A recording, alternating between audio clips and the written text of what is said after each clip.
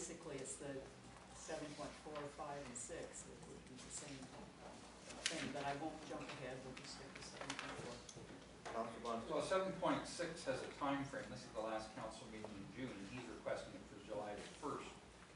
So I think, okay, we'll leave that. I think that one. The other two really don't, other than the beer store has a June 25th proposed start date, but really the United Church doesn't tell us a time frame. So when you like to until. So 7.4, you could, for probably for implication, the beer store is 1 week off. The church has their council meeting on the 21st. So they all would like an answer, but we don't have the information regarding what the implications could be down the road. The one that's looking for the special occasion permit, that is, we had a similar request a couple weeks ago. Councillor Scott. The beer store, I mean, it would have to, through you, the county, it would have to come to you to get approval for changes and things like that? Like building permits and various different things? Or? Well, I think there's issues that council needs to deal with temporary use of buildings for uses in the municipality. Just because it's a beer store doesn't exempt, if we allow them to use a temporary building for a use, doesn't that open the door up for everybody in the rest of the municipality to do that? And I think on the beer store site, I mean, if they were renovating that building, that would be a whole different thing. We've seen that over time where, you know, they renovate buildings and they need to operate while they renovate. That's one thing, but this is additional storage and additional sales. I think there's issues of traffic circulation on that site when that vehicle is sat there. There's the issue that the mayor raised about how are they keeping that beer cold. Is there going to be a diesel running 24/7 on that site? So I think there's some things that they need to provide for us so that we can assess whether this is a reasonable use of the property and what implications it has for council in the future on other requests. Councilman McGuire. Yeah, just looking at the map here from the church, like, is that municipal land or what are you doing on it? It's not a very good map, it's hard to understand. As far as the beer store one is concerned, I agree that if it was a renovation, then yes, but if it's just for extra business, it's still there. And then the 7.6, I mean, that's a mandate that we look at the special occasions that we have to go to council and request permission. Yeah. It's completely separate from snack bar tax because they wanted to have cash and movement on that. It wasn't. They wanted an expansion for certain special occasions. But they wanted the cash and movement on that. So you're saying we can't join you? What was the motion again? I don't know that we have. We don't have. We're kind of dealing with the church, the beer store, and 7.6, which is a different one. One at a time? Move to refer 7.4 to staff for a report. Okay. Second. Councilor Underwood second that. All in favor of that? Carried. 7.5, the beer store, the mobile beer store. Councilor Russell. Second by Councilor McGuire. Refer to staff for a report. Yeah, it has to be. Okay. All in favor? Carried. 7.6. This is for a special occasion permit for July 1st, Canada Day. Councilor Russell. Just be a devil's advocate, I'll make a motion that we give them permission as per our municipality. Move to give them permission. It's a special occasion permit. I'll second. Second by Councilor Bonston. Councilor Ullman. Okay, I know we dealt with a special occasion permit issue here a couple of weeks ago, and it was for the street closing in Fort. However, that entire proposal had gone through staff for feedback. The proponents had sat down with staff to look at all of the issues, and I guess I'm asking, has that happened in this situation?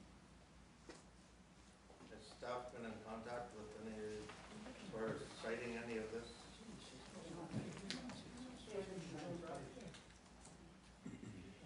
Councilor Ware. You don't have to go to staff on this. It's his own property. It's not municipal property.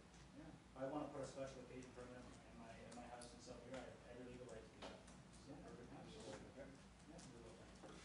Whatever, it's a rubber stamp. Yeah. Absolutely. Councilor Scott. chairs. I think that we need to sometimes not always do what we've always done. We need to take a look at things. This gentleman is hiring a reggae band to add to the spirit of the July long weekend down there. No, he says Canada like reggae. Excuse me, Councilor Underwood. For a total of 36 to 40 seats. If we do it on a basis of, let's do it and see what happens, and if it doesn't work out, we don't have to allow it to happen in a future year. I think sometimes we close the door before we give it a fair shake, so I'm in favor of it. Councilwoman and Deputy Mayor Day. And just through you, Mr. Mayor, to the planner, are there any issues, and we can deal with it here tonight? I don't think there's an issue for a one event. I think the last one we dealt with last week was 14 days and every weekend in the summer. Yep. Far surpasses a special occasion permit. I don't see any big issues as long as it's once. Okay. Deputy Mayor Day, answered your question. Any other questions? All in favor? Carried. Approved. 7.7, Puck No Shiner, 7.8, Starter. Councilor Owen? I think that there's a feedback protocol or process here for 7.7. The area in question is the old Estable Channel, so perhaps we just want to inform the community associations and maybe the Grand Bend Environment Committee. They may wish to give some feedback. Conservation Authority has did a lot of work in the old Estable Yeah. Channel as far as looking at these, and I think they're planning a possible update of that in September, regarding that. Deputy Mayor Day. So, so you're confident that they have all the information about this specific shiner as well? Because I'm just wondering whether we should be asking fisheries and oceans for the information they have on locations that needs to be on the solid channel. So that there's ABCA has confident that. they do. They have identified those species back probably 4 or 5 years ago that they are there. They've identified them in the old Estable Channel. So they're working with them. This is not new. No. I know the county was notified as well on some of the different issues with species at risk. They're still, they still have Jim Byrne as the mayor in the last letter. Yeah. And the warden is the CAO, so. Councilor Scott.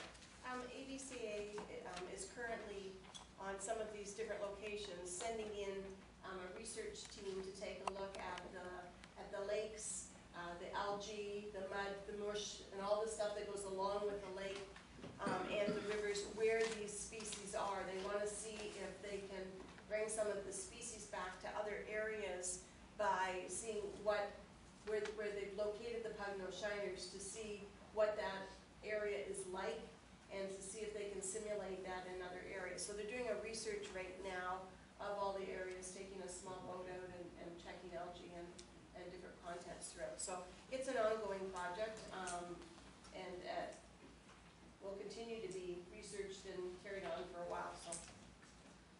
Okay, so we're referring, do we have a motion to refer those to ABCA or receive them from them? I guess ABCA is aware of them, wasn't it? Or receive them.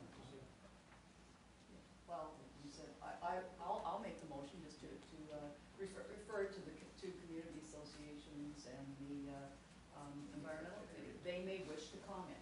That's, yeah, and they can do that on their own. Yeah. Second? Second?